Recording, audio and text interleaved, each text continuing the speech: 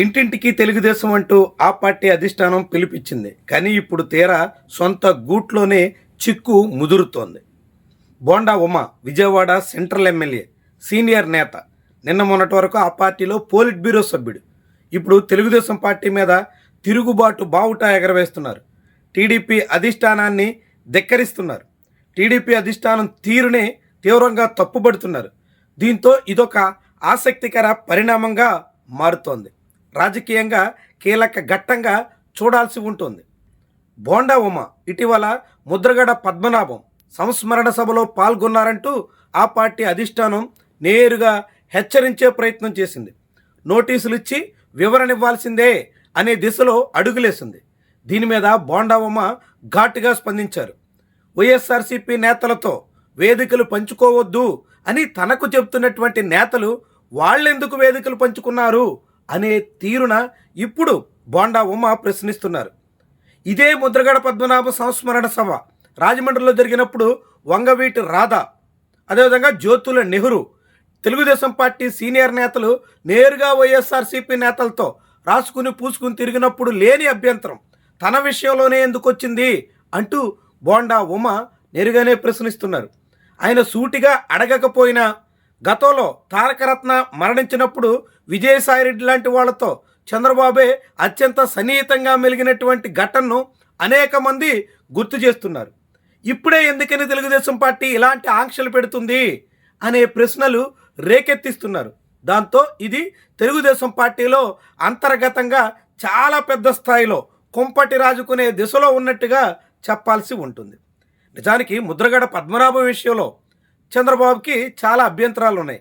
ముద్రగడ పద్మనాభం జీవించకుండగా రాజకీయంగా చంద్రబాబుని అనేక రకాలుగా ముప్పు తెప్పలు పెట్టారు అన్నది బాబు మనోభావన. దాంతో ఇప్పుడు ముద్రగడ పద్మనాభం చనిపోయిన తర్వాత సంస్మరణ సభల్లో టీడీపీ నేతలు పాల్గొని ఆయన్ని కొనియాడే పరిస్థితి వస్తుండడం ఏమాత్రం సహించలేకపోతున్నారు.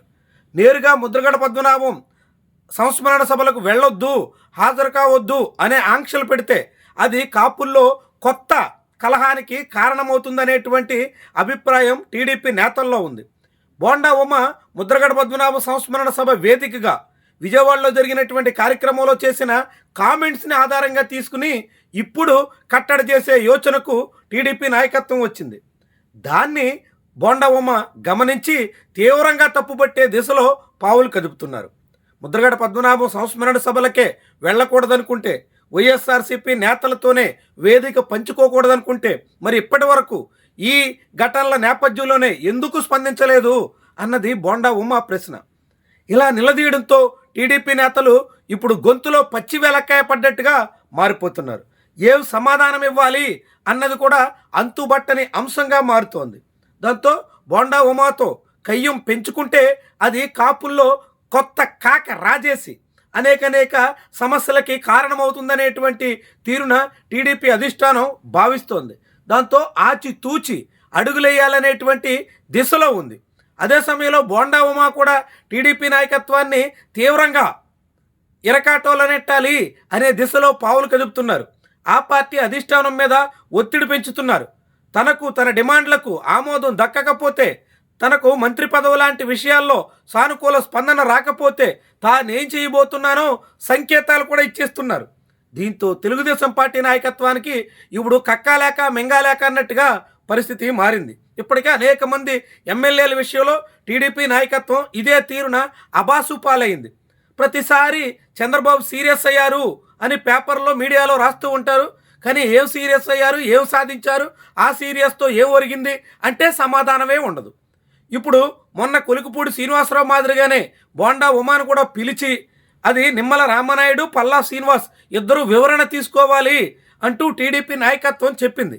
మరి దానికి బోండా ఉమ ఎలా సంసిద్ధులవుతారు, ఏ తీరున పార్టీ నాయకత్వం మీద ఎదురుదాడి మొదలెట్టినటువంటి నేపథ్యంలో ఎలా స్పందిస్తారు, ఇవన్నీ కూడా కీలకమైనటువంటి అంశాలు. రాజకీయంగా తెలుగుదేశం పార్టీకి సంపూర్ణ మెజార్టీ ఉన్న కూటమిగా 93% స్ట్రైక్ రేట్ సాధించిన ఎక్కడా కుదుటపడినటువంటి సందర్భాలు లేవు. ఏనాడు సంతృప్తిగా సామరస్యంగా సాగిపోయిన పరిస్థితి కనిపించట్లేదు. ఆరంభం నుంచి ఎవరో ఒక ఎమ్మెల్యే అధిష్టానాన్ని ధిక్కరించే దిశలో వ్యవహరించడం, దాని కారణంగా టీడీపీ అధిష్టానం పరువు కోల్పోవడం, ఇదంతా మొదటి నుంచి జరుగుతున్నటువంటి తంతు. ఇప్పుడు మరోసారి బోండా ఉమా కారణంగా తెలుగుదేశం పార్టీ నాయకత్వమే ఇరకాటంలో పడింది.